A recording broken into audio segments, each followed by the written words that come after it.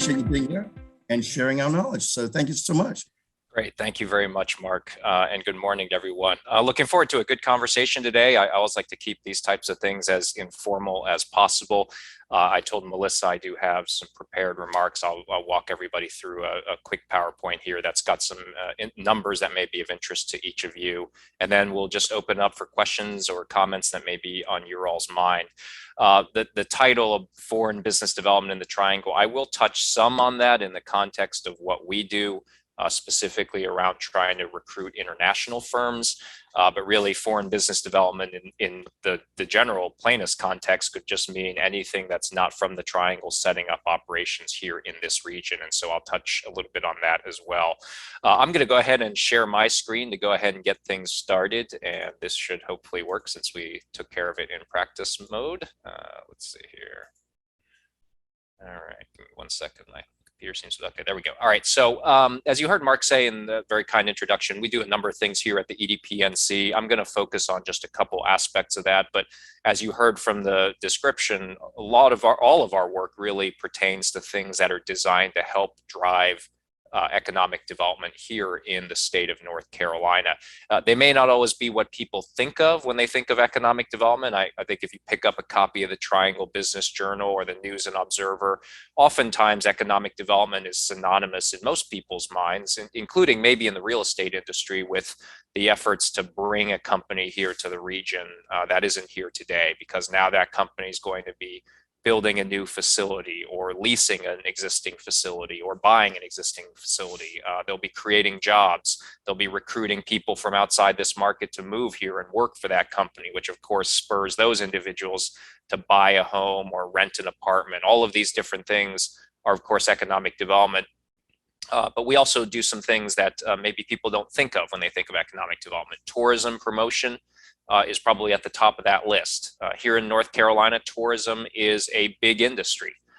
In a normal year, we would expect to see anywhere from $25 to $30 billion worth of visitor spending. These are individuals who come here to North Carolina to enjoy our mountains, to enjoy our coastline, to play around at golf, to enjoy some barbecue or microbrews, all those different things that people do when they come visit for leisure. And those folks who visit, that's a great way for them to understand everything that's going on here in North Carolina. And hopefully some of those people end up moving here at some point down the road. And so that, of course, also has some economic benefit to as well. But it begins with, of course, getting them to visit. And that's why tourism promotion is part of our mission here at the EDPNC. One of the other functions that we do that's also of note, it's got some international connection here to today's theme, but we help a lot of existing North Carolina companies with exporting overseas. That's also very important, because if we can help North Carolina manufacturers to find more markets and customers around the world for their products, well, if that raises the demand for those companies' products, that's hopefully going to lead those North Carolina companies to expand right here in North Carolina, which will lead to more investment and more job creation and all those great things that are entailed with economic development.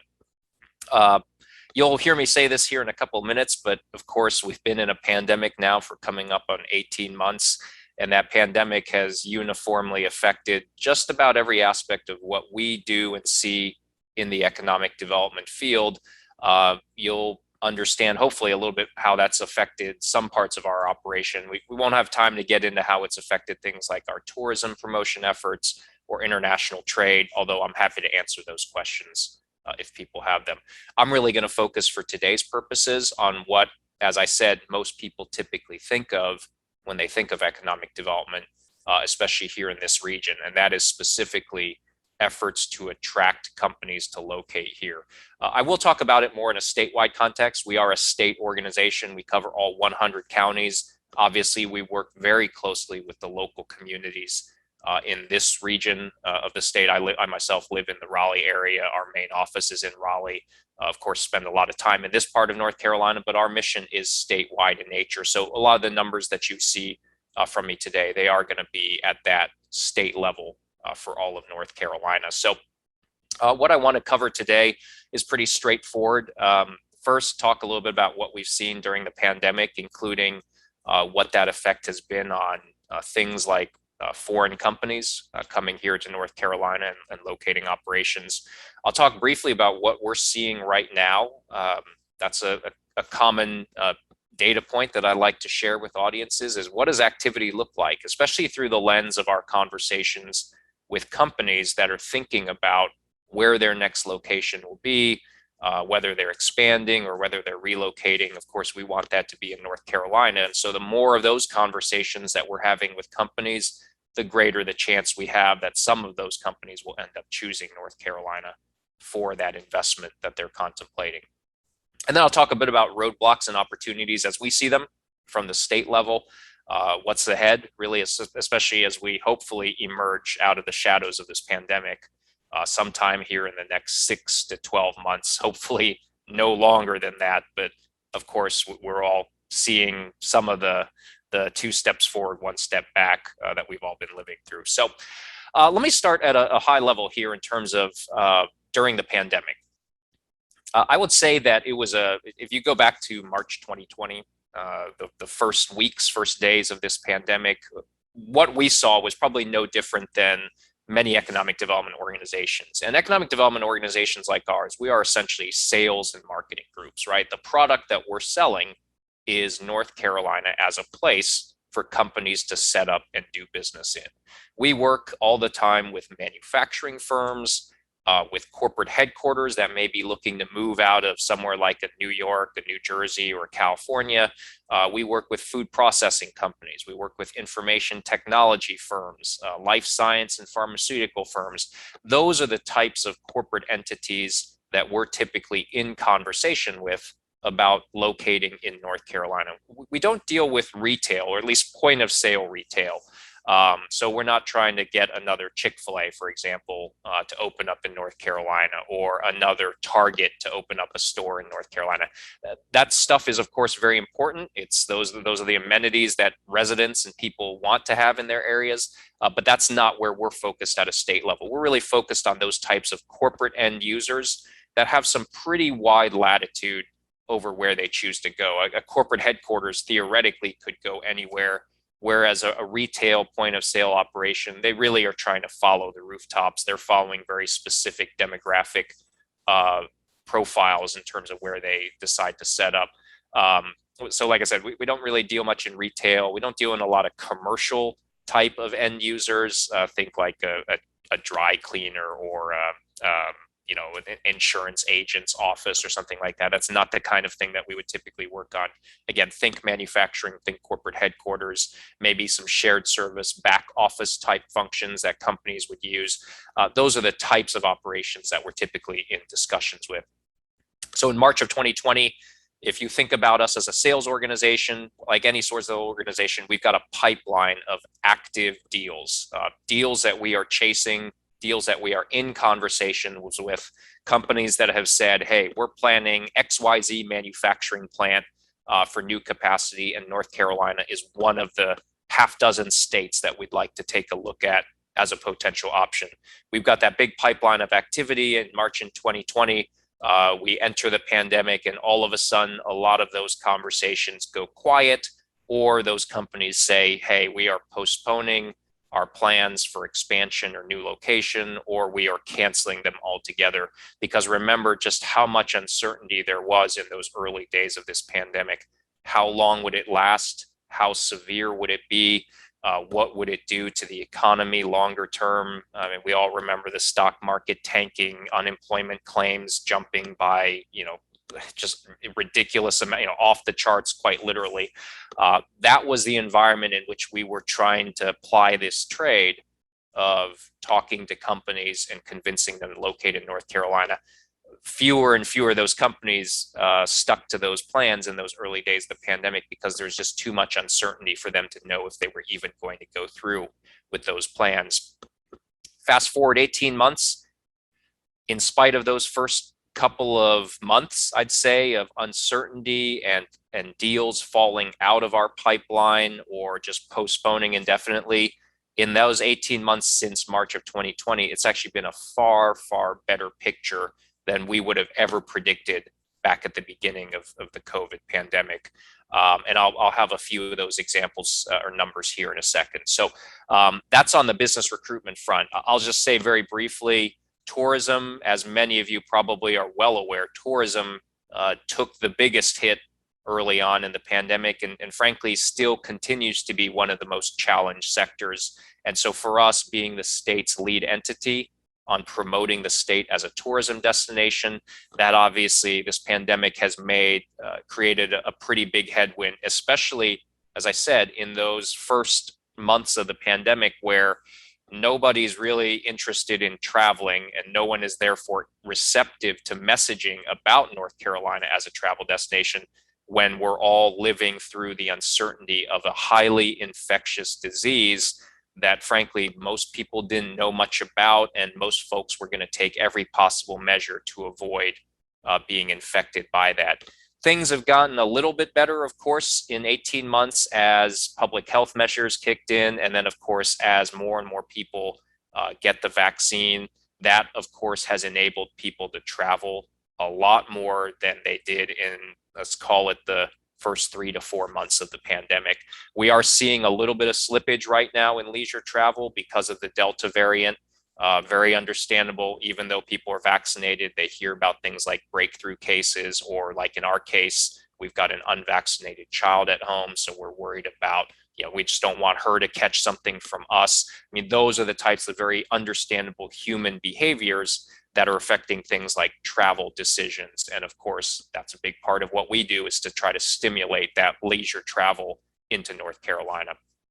International trade, I mean, and when you have a global pandemic, the typical flows of global commerce, those of course get disrupted, and that's really no exception to what we saw.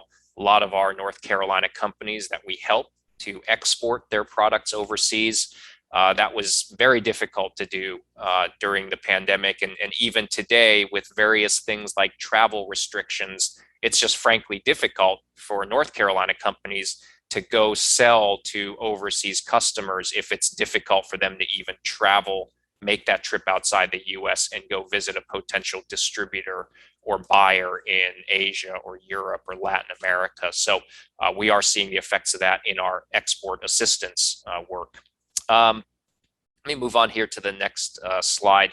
So let me talk about what we saw in 2020, and then I'll have some stats here for 2021.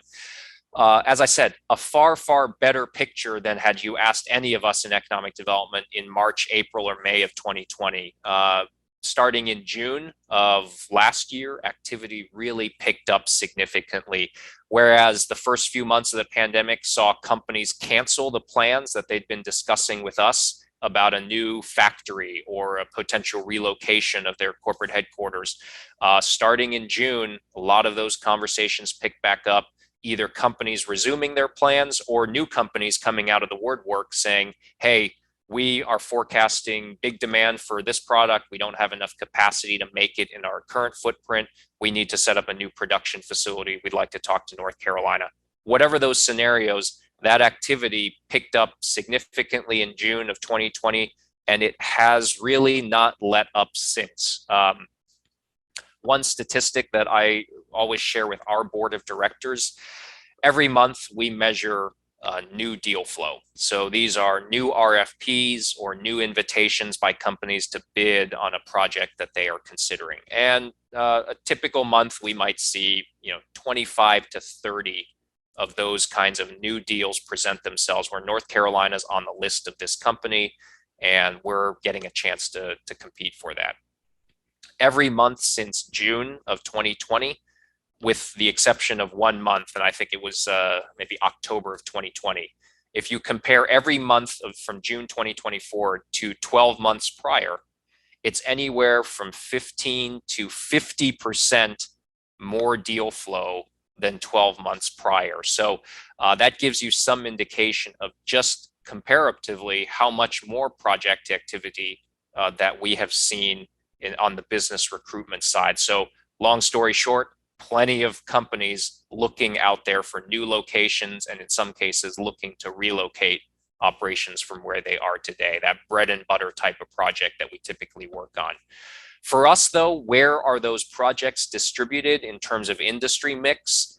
We've seen tremendous activity in sectors like food and beverage, I think a lot of that has to do with some of the changing consumer behaviors in the midst of this pandemic that companies feel like will outlast the pandemic. Chiefly behaviors like less dining out, initially because it was perceived as less safe, or establishments weren't allowed to open or chose not to open. But over time, because people realize, hey, look, it's actually kind of convenient or enjoyable to prepare meals at home. So that's, of course, going to shift where food and beverage products are consumed, and it's going to drive some of this food and beverage manufacturing activity that we've seen show up in our project pipeline. Logistics and fulfillment, no surprise there. Think how much more e-commerce and online ordering have picked up in the midst of the pandemic.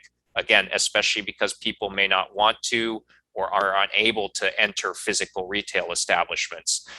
Advanced manufacturing and life sciences, these are two other sectors where we've seen tremendous activity.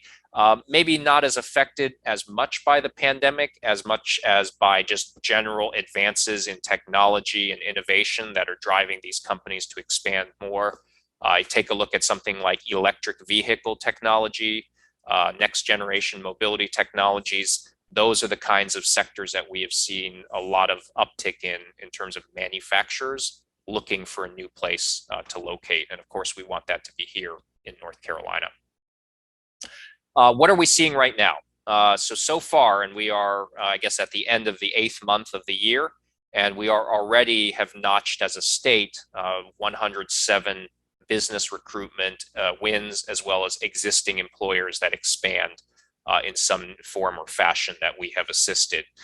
Collectively, those wins have resulted in close to 16,000 new announced jobs and $7.5 billion almost in new capital investment. That's real estate construction, that's real estate acquisition, that's personal property purchases, whether that's machinery and equipment or furniture and fixtures. For communities, that's essentially taxable property that goes on their tax rolls.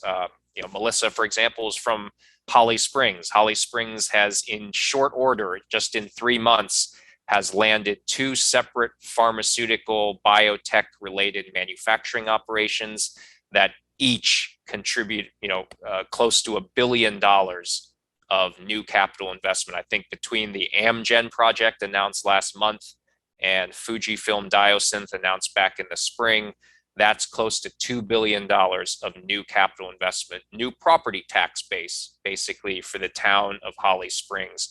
So set aside just the job creation numbers, but you can see how these wins are really, really lucrative for the communities that end up capturing these corporate investment projects.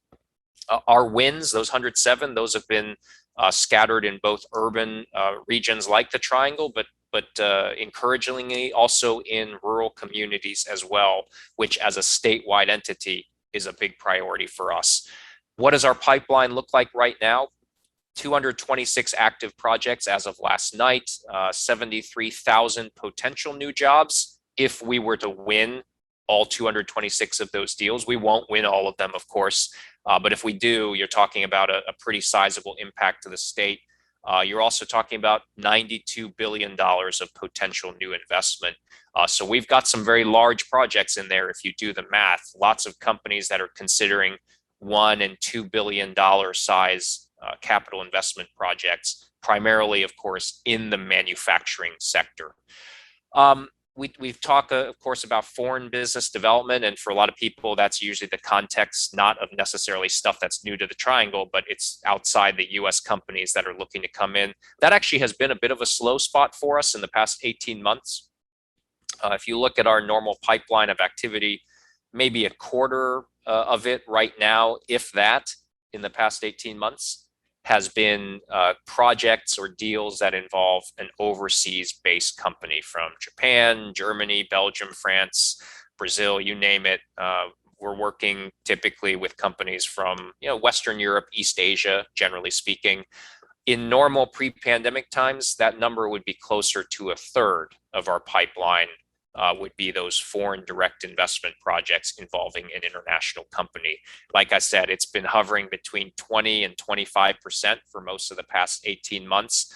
So we're just not seeing a whole lot more of these types of deals as compared to typical times. One reason that we've heard a lot of from companies is it's frankly just difficult to get into the United States to do a lot of this due diligence. Think about if you're an electric vehicle battery component manufacturer and you're getting ready to spend $500 million on a new production facility. That's really not the kind of decision anyone is going to make virtually or just through a sheer desktop analysis of the data. You're going to want to visit the real estate. You're going to want to see the community that's a finalist location for this. That's a major, major decision by any company. And for some companies, they are staking a big part of their future on the success of that manufacturing facility. So you can quickly see how the inability to travel easily from overseas into the US might affect the timetable for companies to research and to implement their plans to set up new operations in the United States. And I think we see that somewhat reflected in our pipeline and the share of projects that are foreign direct investment. I'll wrap up here real quickly with just roadblocks and opportunities, and then we'll leave the balance of the half hour remaining for any questions that you all may have. Our roadblocks, I don't know how much you all see this in the real estate industry, but for a lot of the manufacturing firms that we interact with, as well as lots of other sectors that we touch on a daily basis. So the lodging and hospitality industry, we work very closely with them, of course, in our tourism efforts. Healthcare, education, construction. These are lots of other sectors, of course, that we observe on a regular basis. Labor is by far one of the biggest, if not the biggest challenge right now for companies that we interact with. That labor shortage, it's attributable to a lot of different factors. Chief among those could be, one, we already were facing a tight labor market before the pandemic, and tight labor market, especially in high skill areas. Think technology jobs, think advanced manufacturing jobs. That was what we were hearing a lot of as we entered 2020. Unemployment rate was under 3.5% nationally. There just weren't enough skilled people who had those experience and educational backgrounds that a lot of employers were seeking in that red hot economy.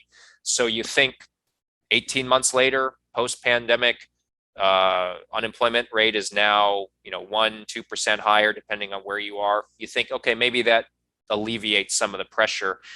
In reality, I think the labor market situation actually seems to be more challenging than it was before the pandemic, which at the time was already a pretty tough situation. You still have some of that skills gap plaguing some of these high skilled industries. Again, not enough people with the qualifications, educational background, or experience that these employers are looking. And so they're all bidding against one another to get that same talent. Now you add to that concerns, legitimate concerns that would-be employees have about contracting the virus by returning to the workplace or taking up certain types of jobs. You certainly have issues like schools and childcare. That, of course, if anyone who has children, I mean, certainly you know how disruptive that can be if school is all of a sudden canceled for a snow day, let alone if the school has to quarantine everybody at home for 2 weeks because there was a positive case in the classroom of COVID. You know that can really make those daily rhythms of going to work, getting work done, showing up at a workplace, that can really wreak havoc on someone's ability to do that. So that's an issue. And of course, same thing with childcare. There's fewer childcare establishments open today post-pandemic than there were before the pandemic. That, of course, also affects working parents' ability to balance both their personal and professional needs. And of course, you have things like unemployment benefits, although a lot of the data really seems to be suggesting that those have had maybe some effects on the very margins of affecting some people's desire to return to the workforce, but nowhere near the kinds of effects that when those expire in September, we're all of a sudden going to magically see this labor shortage go away.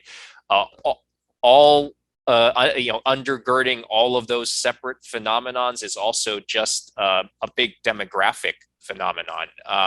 if any of you are interested, I would definitely, it's going to affect you in the real estate as well, but there's a great report that came out that's been making its way around our industry 2 months ago. It's called the Demographic Drought. It's put out by a group that does a lot of economic modeling and data and research around labor. But it's a short, 30-page read. It's basically a white paper talking about all the reasons why structurally the U.S. as a market is in for a long time in a period where there's just nowhere near enough the amount of people to fill all of the jobs that our entire economy is producing. You have things like immigration being at low levels. You have things like baby boomers retiring faster than Gen Xers and millennials are able to absorb those empty positions. You have just lower labor force participation for a lot of different reasons, especially as you get into younger demographics. It's a really eye-opening look at what may be ahead for the US economy unless something changes with respect to our population growth rate. That's no surprise. That's something every developed economy goes through at some point. We're already seeing that play out in places like Korea and Japan, where people are having fewer kids than necessary to replace or replenish the population. And since labor force is directly a function of size of population, if your population is starting to shrink, your labor force is starting to shrink, and your economy is going to be constrained because there's just not enough people to do everything that the economy needs people to do to be producing at 100%. So I definitely, for those of you who are interested in this or just are curious in this demographic trend and how that may affect the real estate industry, for example, definitely would encourage you to read that 30-page white paper. It'll be well worth your time. Product availability is still an issue for us. You heard how much of our projects relate around manufacturing users. About 2/3 of our deals are manufacturers or food processing or distribution. For those types of end users, industrial real estate is still in short supply in a lot of our rural areas. There's not a lot of private developer capital investing in speculative development. And so as a result, when a company is looking in rural North Carolina for, let's say, a food products manufacturing facility, if they need an existing building of 75,000 square feet, 30-foot clear heights, there's just not as many communities that have that kind of product as we would like. And that's a very quick way for those communities to exit the competition. If they don't have a piece of real estate that satisfies what that company needs to be operational, the company's not going to spend a whole lot of time considering that area. And that's unfortunately to the detriment of a lot of our rural areas, especially. As I said, it's been harder for foreign direct investment prospects and clients to come over here and do their due diligence. It's equally been difficult for us as Americans to try to go overseas and connect with a lot of these would-be clients. We do a lot of sales and prospecting trips in normal times where we're booking a slate of appointments with companies in Japan or in Germany or Italy to really talk up North Carolina's advantages and see if those companies might have growth plans that we could be considered for down the road. Very difficult to do that. In fact, I think Europe just initiated another ban on travel for Americans for non-essential travel going into Europe. So it looks like we're heading into that for another period of time. We try to do some of this prospecting virtually, but as all of you know, you're in sales as well. There's only so much of that connection that you can forge through a screen like this. And so we're definitely eager for that cloud to lift on our efforts. And then, of course, long-term impacts on personal behavior and organizational behavior as a result of the pandemic. That's really hard to predict, but we know that whichever way that ends up going, whether those are behaviors around remote work, whether those are behaviors around what I talked about earlier, people dining out less and consuming and preparing more of their meals at home, these behavior changes could end up, changing what economic development and business recruitment opportunities we see on our side of the table. So a lot of that is really just, it's too early to tell what exactly that's all going to look like. Lastly, what opportunities do we have? I do think that as companies and people come out of this pandemic, I think no surprise, a lot of them are going to be questioning, do we go back to the way that we did things before, or is this really a new era for how we work, where we live, where we do business? And I think when you go through a fundamental shift like that, you're very receptive to messaging. And so what we've been trying to make the case for with our state legislature is really stepping up our marketing funds to promote North Carolina at this very unique time as a business location. Again, to those companies that are thinking about where they want to be from as a business location post-pandemic, we think they'll be very receptive to that type of messaging. Similarly, a lot of the skilled and educated talent, especially in white-collar professional service industries, they may be questioning, do they need to live in a San Francisco or in a New York? Or may they be able to work remotely halfway across the country, anywhere they choose? Will they choose to live somewhere that's not, a big city that really got affected by the pandemic? Those types of life decisions that individuals are making, especially talented, skilled individuals, they may also be receptive to marketing about North Carolina as a lifestyle destination, as a place to live. And so can we hit both the corporate and the individual audiences with a pro North Carolina marketing message at this unique time in history? Because if we do, I think we'd probably see even more positive results than we would in normal times. And so that's hopefully something we're going to be able to put into place in these coming months. I've got some other things here, but I see the clock is about 9:35. I want to leave plenty of time for questions. That's a little bit of what we're seeing on the front lines of economic development for the state of North Carolina. I apologize. Not everything, of course, had to do uniquely with foreign business development, but hopefully you all can see how this all ties together and how the pandemic has had an effect on the work that we do on behalf of the state. So, Mark, with that, I'm happy to segue into questions or comments that the folks in the audience may have. Absolutely. I've actually got a couple of questions for you, Christopher. First of all, fantastic presentation. I learned a lot, and I appreciate you sharing your knowledge. And, despite having the challenges and the roadblocks of the pandemic, we've still kind of kept North Carolina on the forefront, and we're more of a destination location where other states have seen more of an exodus. And so we have kind of enjoyed that economic growth despite everything that's going on.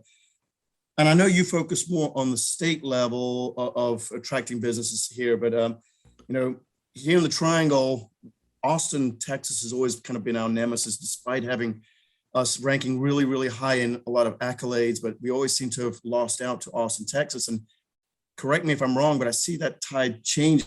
Has there been a different dialogue with people that we're trying to recruit? Sure. I think we've become a little bit more of a focus on that. So I don't know if you can share information on that. Yeah, I mean, I think being here in the Southeast, North Carolina is surrounded by formidable competitors. There's not really any states around us that we would ever take for granted because they're each attractive in their own rights. And then remember, so much of this, there's objective criteria that companies will use when they evaluate locations, but there's a lot of subjective stuff. I mean, these are humans on the other end of those decisions. In many ways, what we do when we try to get a company here to North Carolina is really, at the end of the day, just a real estate transaction to some extent with a lot more zeros attached to it. And it's therefore going to be subject to a lot of those same objective and subjective criteria. Austin, of course, being a high growth metro, being home to a flagship university like UT Austin, having a lot of tech companies there. Yeah, it's very much an attractive location. Why has the tide changed, if it in fact has changed? There's probably a couple of different reasons. I think you never know how states may be looking, or how companies may be looking at how states have managed their way through the past 18 months, whether that's public health policies, economic policies. I think companies, the longer we're in this pandemic, I'm guessing the more sensitive they are to that issue. Did a state just allow the virus to run rampant, or did it really take good faith measures to balance public health and the economy? Texas, arguably, you'd say, probably took a bit of a different approach than North Carolina has taken. And that could be one reason why some companies may feel like, at the end of the day, North Carolina did a better job with that. Now, of course, there's probably some companies out there that think Texas did a better job, but I would wager to say that if you're looking at risk management for a lot of companies, they probably look at North Carolina, and I would say they'd weigh that against a Texas or Florida. And I suspect most companies would say, yeah, North Carolina seemed to have a better approach that resulted in less risk to people, to companies. Now, again, that's all very subjective, up for debate. Texas, of course, didn't help itself with their power grid issue. I can't remember whether that was early this year or late last year. I mean, for a manufacturing entity, that's not going to be a deal killer, but that's certainly not going to help Texas's case if they're going up for major manufacturing. Companies will remember that and think, well, what are the odds that that will happen again? Because I cannot afford my production facility to go offline for an entire 24 hours. And then, of course, you've got very specific fine grain issues. So Texas is, of course, very successful because they have no personal income tax or no corporate income tax. What, of course, they don't tell you is Texas has very high property taxes, and they have something like a gross receipts tax. So government will get it one way or the other. Taxation is just no personal income tax. That resonates with a lot of corporate decision makers and may lead them to go there, even if they don't realize that taxes will hit them in a different way. But Texas has a very lucrative tax incentive that they use at the local level to waive off those high property taxes. And for some reason, the Texas legislature chose not to renew that incentive. So unless they do something in this session that they've got going, maybe some of you remember, but some of Texas's legislators fled the state because of some voting bills. I guess those folks have come back, and now the legislature is going to vote on that stuff. I don't know that they're actually going to move on renewing this local incentive, but that local incentive can mean hundreds of millions of dollars on big capital intensive projects like manufacturing and other types of deals. If Texas can no longer bring that incentive to the table, yeah, in some cases, that's going to be a difference maker, and North Carolina could end up being on the winning end as a result. But all that said, we will continue not to take Texas for granted as a competitor either. We want to beat them, but they've been successful for a reason, and we want to make sure we always are competitive with that kind of location. Great. I'm just looking through the chats, and we had a couple of questions in there. Someone had asked if you have the author of that paper, the one that you talk about, demographic drought, which I'm certainly going to look up myself. Yeah, sure. Go to just search EMSI. So it's I forget what the acronym stands for, but MZ is the name of the labor research and economic research. But if you just Google MZ demographic drought, I think that should turn up the results that you're looking for. It did. It pulled it up, and it looks like the author is Claire Coffey. So, but thank you for sharing. I think they had a few authors. I think one of them is actually speaking at our board meeting next month. So we're looking forward to just getting a bit of a deeper dive. It's a great report. Right. Absolutely. No, that's a good one to look for. And then Larry Terry had asked, how does the political climate impact corporate decisions to build or relocate? Yeah, I mean, I think it goes back to, unfortunately, politics seems to pervade a lot of everything, including the pandemic. And I think that's, for a lot of business people, that's probably just disheartening at the end of the day, because there are certain issues that are not political in nature. But I would say that if politics starts to impede a state's ability to get things done on things like infrastructure, North Carolina, for example, we are a high growth state, especially because of the Triangle and Charlotte, but also places like Wilmington, Asheville, the Triad to some extent. We need infrastructure that can absorb that continued high rate of growth. And if for some reason political gridlock means that stuff doesn't get done and roads don't get built and traffic congestion gets worse and commute times get worse, long term, companies will penalize states if they see that kind of political gridlock affecting the business climate. Same thing you could say around education funding or tax rates. I mean, I think there's a certain number of, if you look at the states, and there's a lot of rankings every year, CNBC, Forbes, Chief Executive Magazine, they all do like best and worst states to do business. And it's pretty consistent, the states that do well in the top 10 of those rankings every year, and the states that always end up in the bottom 10. And I'm sure someone could probably draw some comparisons across what those 10 states generally do well from a policy standpoint versus what those 10 states at the bottom do poorly from a policy standpoint. And so that, of course, is also going to be how companies will look at states. At the end of the day, you still see companies located in some of these states that are considered worse, states for business. But I do think that companies are, I'd say they're even more finely tuned to those policies these days, because if those policies start to affect things like the attractiveness of that location for their employees to reside in. And I'm thinking back a few years here in North Carolina to our bathroom bill legislation, House Bill 2.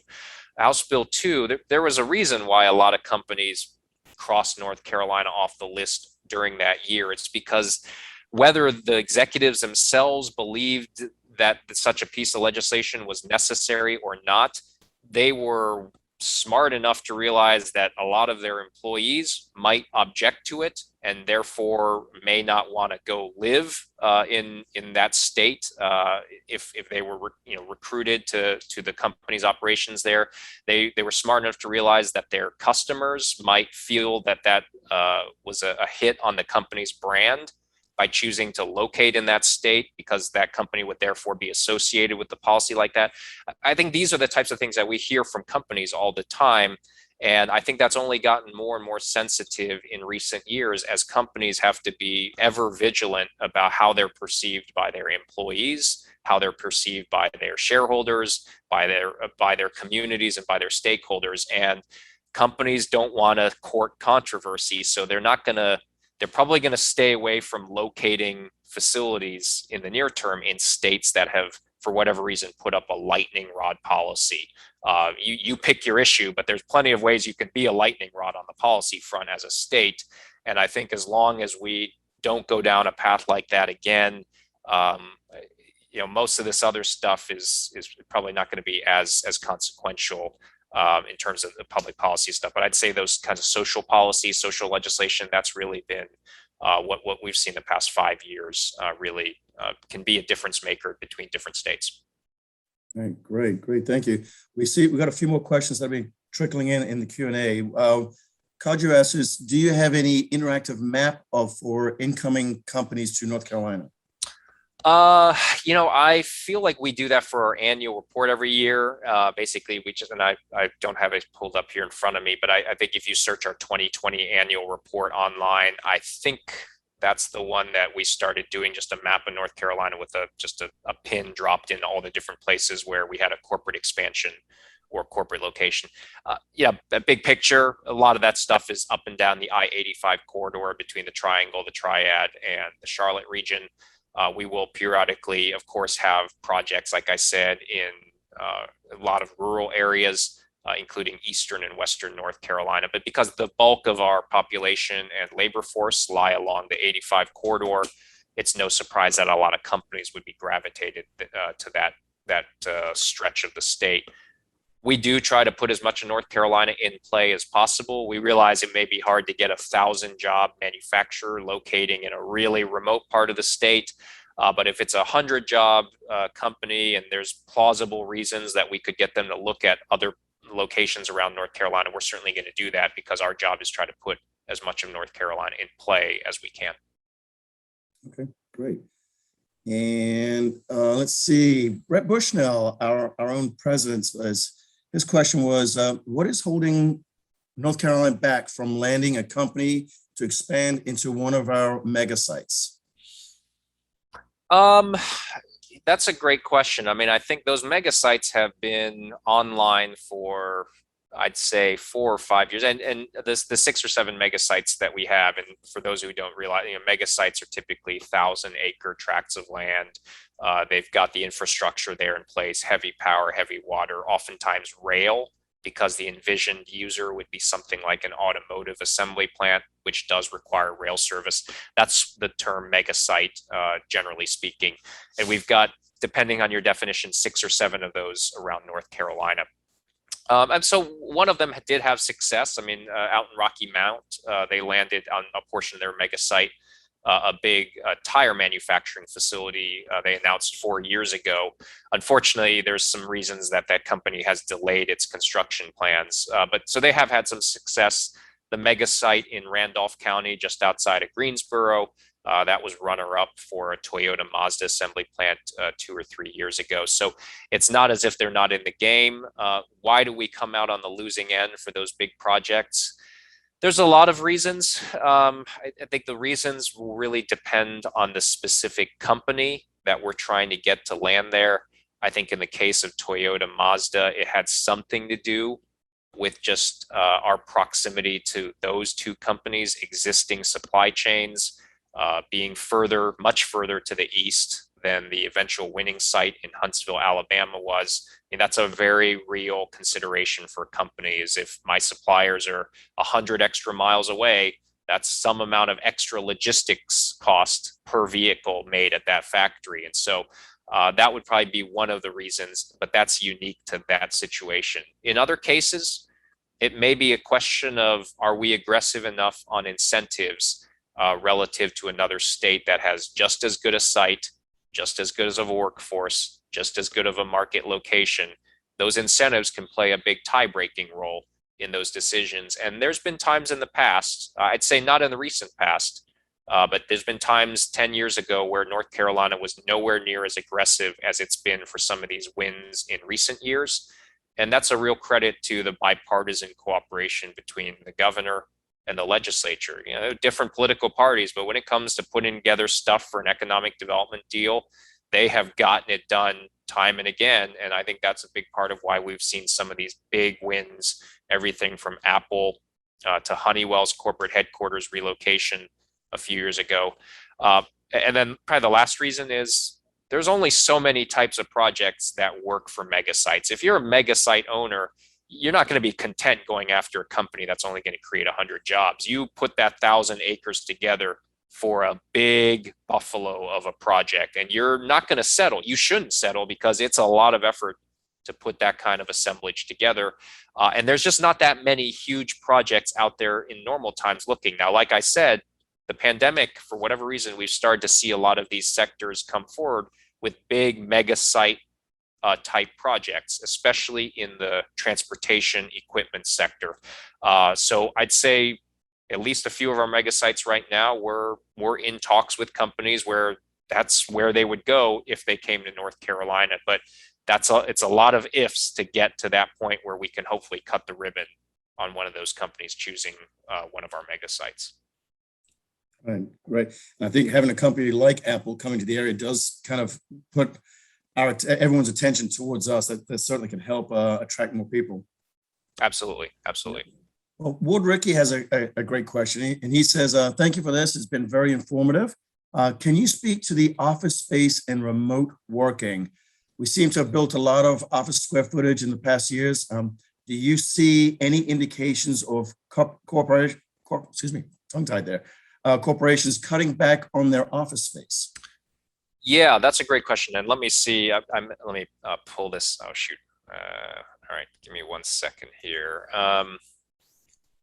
Well, I was going to share this really quickly just to give you some sense of it. And all right. Let me share my screen real quick.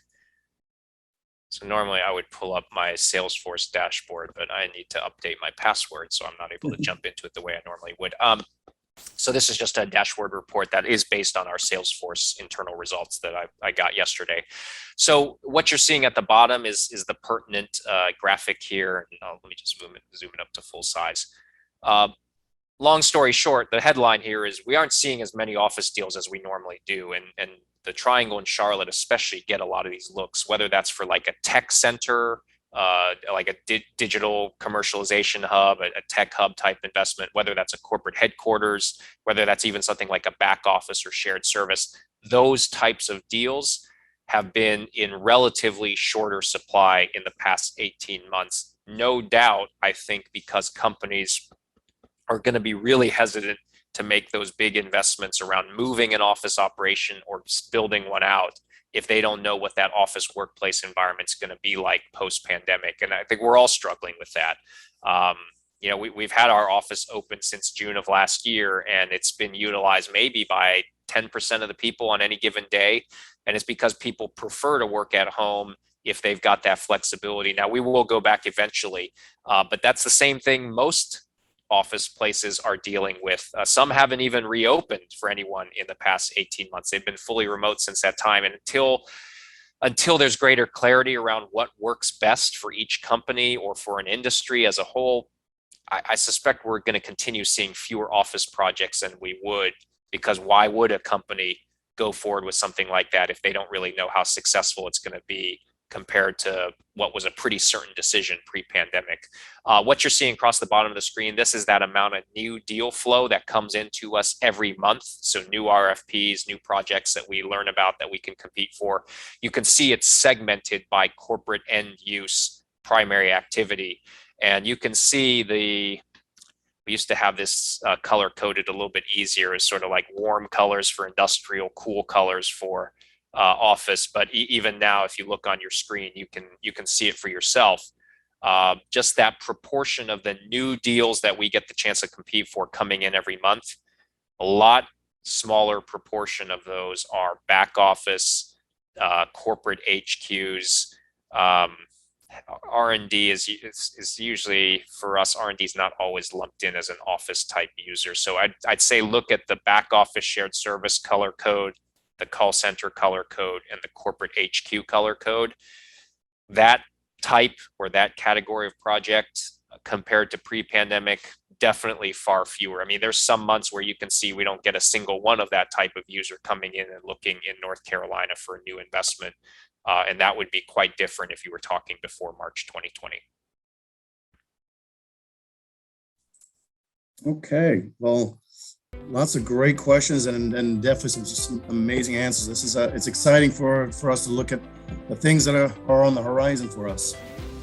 Absolutely. Well, I appreciate the questions and the chance to be with everyone this morning. If that's it, I'll let you guys get back to the rest of your meeting, but I appreciate the chance. My contact information, Melissa can share it with anyone else, but if folks have questions afterwards, always happy to be of service.